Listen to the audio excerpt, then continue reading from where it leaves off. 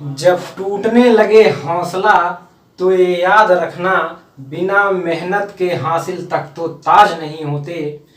ढूंढ लेना अंधेरे में अपनी मंजिल दोस्तों, क्योंकि जुगनू कभी रोशनी के मोहताज नहीं होते। तो साथियों, अपनी मंजिल पाने के लिए खुद मेहनत करो, किसी पर निर्भर ना रहो। तो साथियों, स्वागत है आपका हमारे चैनल में। इसके पहले हमने देखा था हिंदी व अन्य भारतीय भाषाएं, हिंदी का फर्स्ट चैप्टर, और सेकंड चैप्टर हम देखेंगे हिंदी वर्णमाला। तो हिंदी वर्णमाला में जितने टॉपिक है इसको हम स्टेप बाय स्टेप कवर करेंगे और सभी इंपॉर्टेंट चीज़ों को देखेंगे। तो आप वीडियो छोड़कर कहीं मत जाइएगा। इसके पहले का अगर आपने वीडियो नहीं देखा है तो आपको आई बटन में लिंक मिल जाएगा, वहां से आप जाकर जरूर देखें। बहुत ही मेहनत के साथ मैंने और पूरा टॉपिक कवर किया उस वीडियो में। तो चलिए यहाँ देखते हैं इस वीडियो में हिंदी वर्णमाला। तो हिंदी वर्णमाला में पहला आपका जो हम बताएंगे वो भाषा के बारे में बात करेंगे। तो भाषा जो शब्द है साथियों, वो संस्कृत के भाष शब्द से बना है, जिसका अर्थ होता है बोलना। भाषा क्या होता है? हम अपने विचारों को एक दूसरे से साझा करने के लिए किसी माध्यम का प्रयोग करते हैं, तो भाषा का माध्यम होता है। जैसे कि इंग्लैंड के लोग जो है अंग्रेजी भाषा का प्रयोग करते हैं। जो जिस चीज में वो एक दूसरे से बातें करते हैं वहाँ अंग्रेजी में करते हैं। हमारे भारत में हम लोग हिंदी में बातें करते हैं। जैसे मैं अपने विचारों को हिंदी भाषा के माध्यम से प्रकट कर रहा हूँ, तो जो मैं बोल रहा हूँ यही भाषा है साथियों। मतलब एक विशेष प्रकार की युक्ति का प्रयोग कर रहा हूँ, वही भाषा है। तो भाषा शब्द जो है वो मैं भाषा शब्द की बात कर रहा हूँ, किसी भाषा विशेष की बात नहीं कर रहा हूँ, ना तो हिंदी की ना तो इंग्लिश की। तो यहाँ पर हम केवल मैं बता दूं कि भाषा शब्द जो हो संस्कृत के भाष शब्द से बना है और इसका अर्थ होता है बोलना।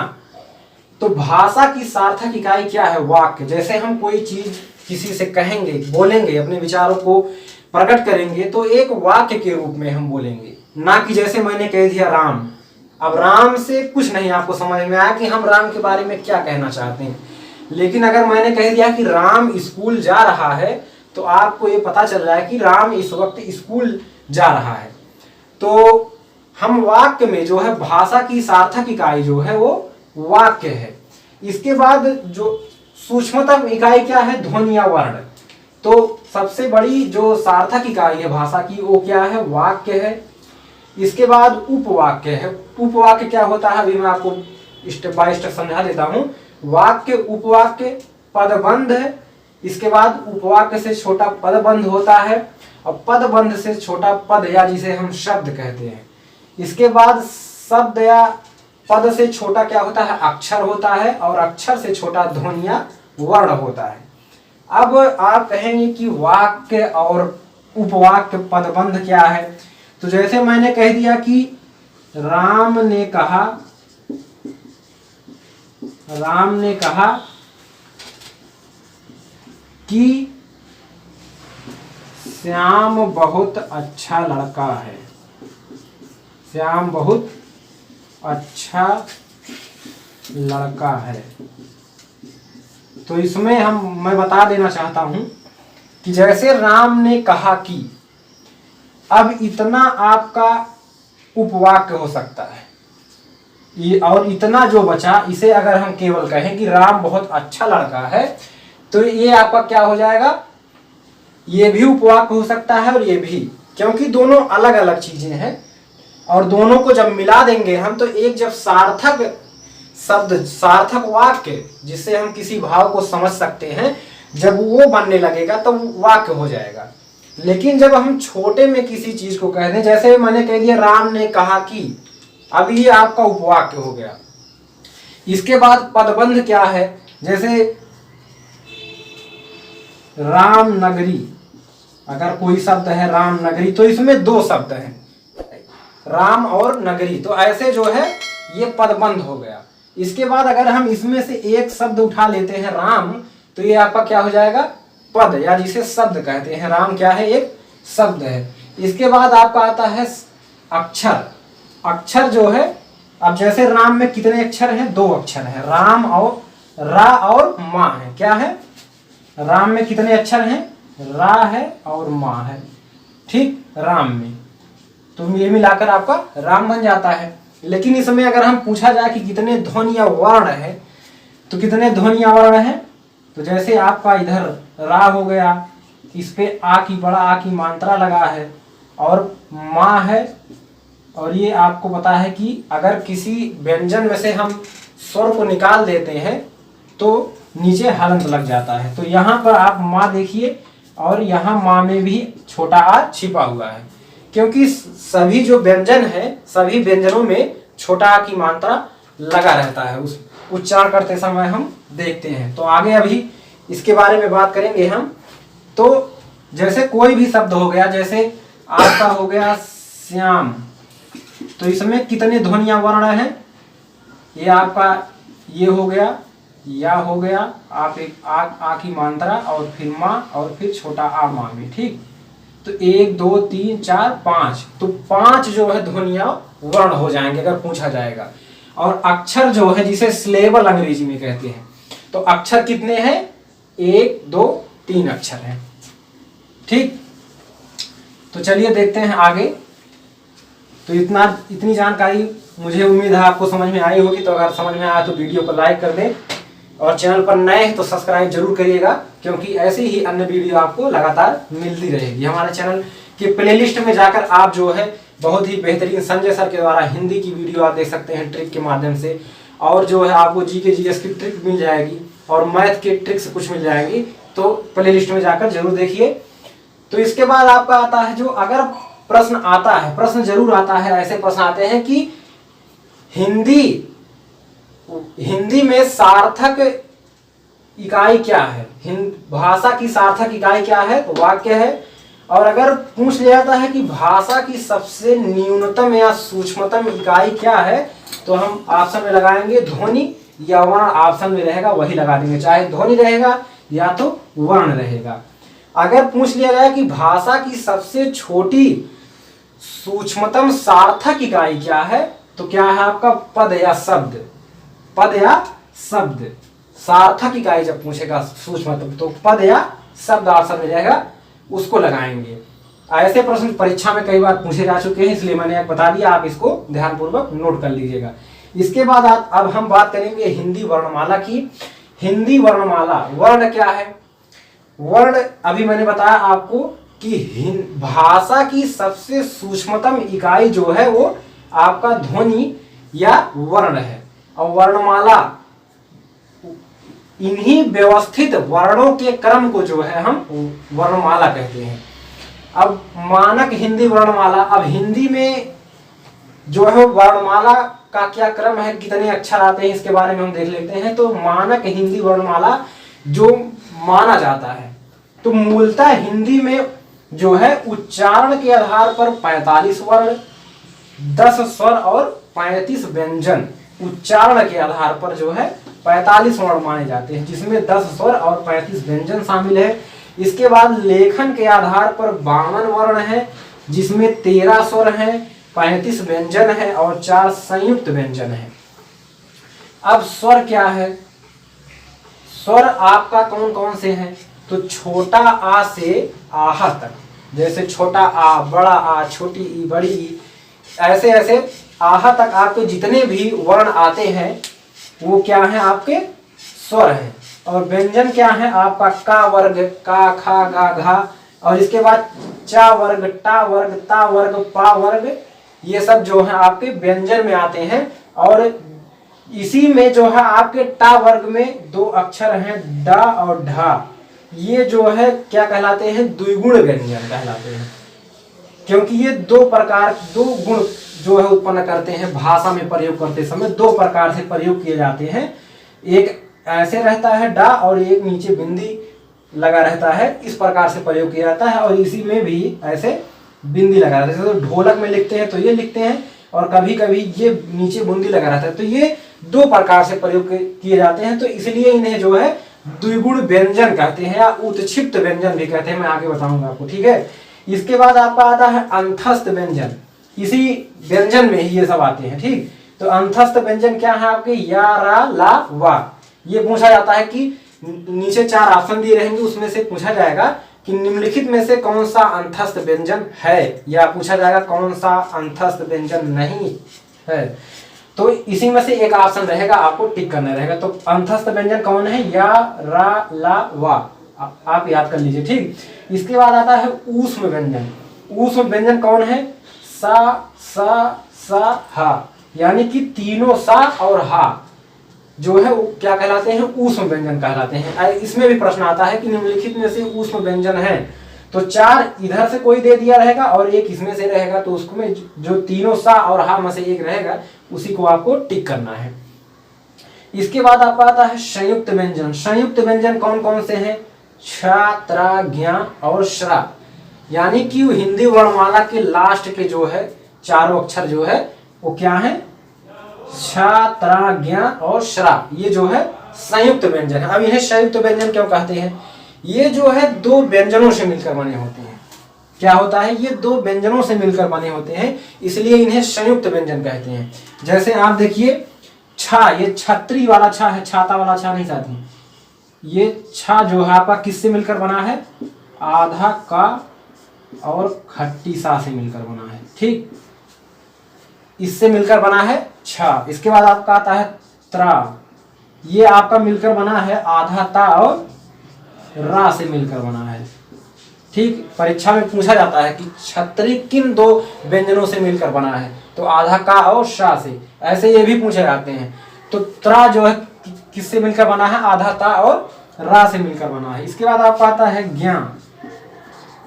ज्ञा जो है आपका आधा जा और इया से मिलकर बना है। ठीक, और इसके बाद आपका आता है श्रा। श्रा जो है आपका आधा बड़ा शा और रा से मिलकर बना है। तो ये बहुत इंपॉर्टेंट है, आप नोट कर लीजिए या याद कर लीजिए इसी समय।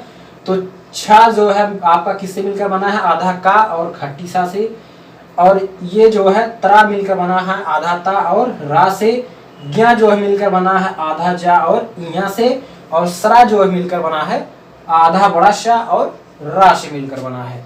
तो इससे संबंधित प्रश्न जरूर आता है, आप परीक्षा दिए होंगे तो देखे होंगे, नहीं तो आपको जब लाइव टेस्ट लूंगा इस चैप्टर का, जितने भी चैप्टर में पढ़ा रहा हूँ सबका लाइव टेस्ट लूंगा, और जितने भी परीक्षाओं में प्रश्न पूछे गए हैं इन चैप्टरों से, उसमें आपको जो है दिखाऊंगा कौन कौन से प्रश्न पूछे गए हैं, तो आप देखिएगा। तो इसके बाद आता है आपका क्या, इसके बाद मैं बता दूं कि अरबी फारसी के कुछ अक्षर, जैसे आप देखे होंगे कहीं कहीं पर फा के नीचे यहाँ पर ऐसे एक बूंदी लगा रहता है, तो जितने भी अक्षरों के नीचे बूंदी लगे हुए हैं वो जो है अरबी फारसी में प्रयोग किए जाते हैं, अरबी फारसी में। तो ठीक, ये जो है हिंदी में प्रयोग नहीं किए जाते, ये अरबी फारसी में प्रयोग किए जाते हैं, मैं आपको बता देना चाहता हूँ। इसके बाद जो है मैं आपको बता दूं कि वर्णों की गणना जो है, वर्णों की गणना 2 आधार पर की जाती है। हिंदी वर्णमाला के वर्णों की गणना 2 आधार पर की जाती है, एक उच्चारण के आधार पर और एक लेखन के आधार पर। तो उच्चारण के आधार पर 47 वर्ण हैं आपके, ठीक, जिसमें ये बूंदी वाला जा भी शामिल है, और लेखन के आधार पर आपका हिंदी में जो है 55 वर्ण है। लेकिन मैंने आप कहेंगे कि यहाँ जो आपने बताया था अभी पहले की जो है 52 वर्ण और 45 वर्ण, तो ये मानक, अगर आपका परीक्षा में पूछा जाता है कि हिंदी वर्णमाला में कितने अक्षर हैं या ध्वनि है, तो जो है कितने हैं 52 हम टिक मारेंगे अगर ऐसा पूछता है। ठीक, तो जो माना जाता है तो यही माना जाता है 52 वर्ण और उच्चारण के आधार पर 45 वर्ण। इसके बाद आपका आता है जो है ये जो छा, त्रा, ज्ञा, श्रा एकल व्यंजन नहीं संयुक्त व्यंजन है, ये तो मैंने अभी आपको बताया। वर्णों की संख्या पर जो है बहुत विवाद है, साथ ही बता दूं कि वर्णों की संख्या में हिंदी वर्णमाला में वर्णों की संख्या पर बहुत विवाद है। कुछ लोग कुछ बताते हैं, कुछ लोग कुछ बताते हैं। जैसे अभी यहाँ आपने देखा तो माना तो यही जाता है, लेकिन जो है कुछ लोग अलग अलग अपनी अपनी राय देते हैं। जैसे किशोरी लाल वाजपेयी ने जो है हिंदी वर्णमाला में कितने वर्ण माने हैं, 43 वर्ण माने हैं। तो अगर परीक्षा में पूछ लिया जाता है कि किशोरी लाल वाजपेयी के अनुसार हिंदी में वर्णों की संख्या कितनी है, तो लगाएंगे कितना 43, इसके बाद कांता प्रसाद गुरु के अनुसार कितने वर्ण माने जाते हैं? 46 46। उदय नारायण तिवारी के अनुसार कितने वर्ण हिंदी वर्णमाला में है? 51। और धीरेन्द्र वर्मा के अनुसार कितने हैं? 53। 53 किस प्रकार है? 13 स्वर 40 व्यंजन। ठीक, तो इस प्रकार आप इनको भी याद कर लीजिए। तो चलिए अब आगे बढ़ते हैं और आगे देखते हैं। सोचने से कहाँ मिलते हैं तमन्नाओं के शहर, चलना भी जरूरी है मंजिल पाने के लिए। तो साथियों, लगातार मंजिल के रास्ते पर जो है चलते रहिए, तभी मंजिल मिलने वाली है। तो आगे बढ़ते हैं और वर्णमाला में देखते हैं। अब बारी आती है स्वर की। स्वर के बारे में हम देखेंगे डिटेल से थोड़ा। तो स्वर क्या है? ऐसे वर्ण जिन्हें हम स्वतंत्र रूप से बोल सकते हैं बिना किसी अन्य वर्ण की सहायता से, वो जो है क्या कहलाते हैं? स्वर कहलाते हैं। परंपरागत रूप से जो है इनकी संख्या कितनी है दोस्तों? 13 है। उच्चारण की दृष्टि से स्वर की संख्या कितनी है? 10 है। परंपरागत रूप से 13 है और उच्चारण की दृष्टि से 10 है। तो अगर परीक्षा में पूछा जाता है कि उच्चारण की दृष्टि से स्वरों की कितनी संख्या है, तो 10 है। आ से लेकर औ तक उच्चारण की दृष्टि से छोटा आ, बड़ा आ, छोटी ई, ऐसे लेकर औ तक जो है उच्चारण की दृष्टि से 10 स्वर हैं। इन्हें जो है उच्चारण की दृष्टि से देखा। लेकिन जब री, अंग, आहा ये तीनों शामिल कर लिए जाते हैं तो 13 हो जाते हैं। ठीक, ये 10 हैं, आ से लेकर औ तक 10, और री, अंग, आहा जब शामिल कर लिए जाएंगे तो कितने हो जाएंगे? 13 हो जाते हैं। इसके बाद स्वरों का वर्गीकरण देखते हैं। हम स्वरों को बांटते हैं भाग में। तो मात्रा या उच्चारण काल के आधार पर स्वर कितने प्रकार के होते हैं? 3 भेद स्वरों के किए गए हैं। मात्रा या उच्चारण काल के आधार पर 3 प्रकार के: हर्ष स्वर, दीर्घ स्वर, प्लुत स्वर। तो हर्ष स्वर में आपका आता है छोटा आ, छोटी ई, छोटा ऊ। हर्ष स्वर क्या होता है देखते हैं। तो ऐसे स्वर जिनके उच्चारण में एक मात्रा का समय लगता है, अर्थात बहुत कम समय लगता है, वो हर्ष स्वर कहलाते हैं। जैसे आ, ई, उ। अब दीर्घ स्वर क्या होता है? ऐसे स्वर जिनके उच्चारण में अधिक समय लगता है, 2 मात्रा का समय लगता है। जैसे आ, ई, उ, ए, आए, आओ, है ना, ऐसे करके। तो ये जो है हर्ष स्वर में आते हैं। ये दीर्घ स्वर में, सॉरी, दीर्घ स्वर में आते हैं। बड़ा आ, बड़ी ई, बड़ा उ, ए, आए, ओ, आओ, और ये ऊपर जो अर्धचंद्र बिंदी, ये सब किस में आते हैं? दीर्घ स्वर में आते हैं। इसके बाद पुलुत स्वर आता है। पुलुत स्वर क्या है? जैसे आप कहीं देखे होंगे शायरी या कुछ कोई 4 पंक्ति लिखा रहता है, तो या जैसे कोई दोहा हो गया किसी और में, मतलब जहाँ नाटक उटक टाइप का लिखा रहता है, वहां पर इस तरह का ऐसे ऐसे कर लिया जाता है ना। ये देखिए जैसे राम लिखा है। जैसे बिरहा उरहा में आप देखे होंगे गायक गाते हैं कि अरे मोरे राम रे, हाँ। तो जैसे ऐसे लंबा सा ले जाते हैं, किसी चीज को लंबा खींच ले जाते हैं। तो ये जो है उसी को ये जो है पुलुत स्वर कहलाता है। ठीक, इसके बाद आता है दूसरा जो है प्रकार जीभ के प्रयोग के आधार पर। जीभ के प्रयोग के आधार पर, तो जीभ के प्रयोग के आधार पर क्या है? अग्र स्वर, मध्य स्वर, पश्च स्वर। तो अग्र स्वर जिसमें जीभ का अगला भाग कार्य करता है, जिसके उच्चारण में, वो अग्र स्वर कहलाते हैं। जैसे छोटी ई, बड़ी ई, ए, आए। छोटी ई, बड़ी ई, ए। आप देखेंगे कि जीभ का अगला जो भाग है वो ऊपर नीचे होता है, मतलब कार्य करता है। तो ये अग्र स्वर हो गया। अब मध्य स्वर है आपका केवल छोटा आ, मतलब जैसे लग रहा है बीच से कार्य कर रहा है। लेकिन पश्च स्वर क्या है? जो जीभ का पश्च भाग, लास्ट का भाग कार्य करता है। आ, ऊ, ऐसा लग रहा है जैसे यहां से निकल रही है आवाज ना, जीभ तो आगे वाला भाग कार्य नहीं कर रहा है। तो बड़ा आ, छोटा ऊ, बड़ा ऊ, ओ, औ, ये सब क्या है? पश्च स्वर में आते हैं। इसके बाद आपका आता है व्यंजन। व्यंजन क्या है साथियों? जिसको हम अंग्रेजी में कॉन्सोनेंट्स कहते हैं और स्वर को वॉवेल कहते हैं। तो व्यंजन क्या है? व्यंजन जो है ऐसे वर्ण जो स्वर की सहायता से बोले जाते हैं या जो किसी अन्य वर्ण की सहायता से बोले जाएंगे तो वो जो है व्यंजन कहलाते हैं। परंपरागत रूप से व्यंजनों की संख्या कितनी है? 33 है। लेकिन द्विगुण व्यंजन डा ढा को जोड़ने पर इनकी संख्या कितनी हो जाती है? 35 हो जाती है। तो परंपरागत रूप से व्यंजन की संख्या 33 और जब द्विगुण व्यंजन डा ढा को जोड़ लिया जाता है कितना हो जाता है? 35 हो जाता है। और इसके बाद हम व्यंजनों का वर्गीकरण करेंगे। व्यंजन का वर्गीकरण अब लेकिन मैं इसके पहले आपको बता देना चाहता हूं कि जैसे कोई भी व्यंजन आप ले लीजिए, जैसे का, अब का में आ छिपा हुआ, जितने भी व्यंजन है सब में आ छिपा हुआ है। जैसे आप उच्चारण करेंगे का, ऐसा लग रहा है जैसे लास्ट में आ बोल रहे हैं ना, चा छा जा आ बोल रहे हैं ना, ऐसा लग रहा है। तो होता है इसीलिए हमको लग रहा है। जैसे का कैसे मिलकर बना है, ऐसे ये ऐसे रहता है और ऐसे आप देखे होंगे, ठीक। यानी कि नीचे हलंत लगा हुआ है, इसमें आ शामिल है। जब ये दोनों मिलाएंगे तभी ये पूर्ण रूप से का बनता है, ठीक। इसीलिए जो है इसमें इसको व्यंजन कहते हैं। इसमें एक स्वर भी छिपा रहता है व्यंजनों में। तो इसके बाद व्यंजनों का वर्गीकरण देखते हैं। ये जो है मुख्यतः 3 प्रकार से बांटे गए हैं: स्पर्श व्यंजन, अंतस्थ व्यंजन, ऊष्म या संघर्षी व्यंजन। तो स्पर्श व्यंजन क्या होते हैं?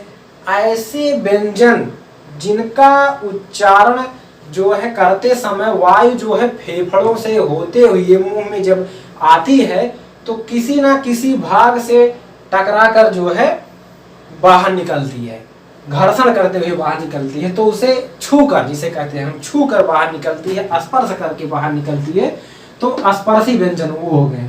जैसे का वर्ग में आपका पूरा आता है का, खा, गा, घा, अंगा। और फिर चा वर्ग में आपका चा, छा।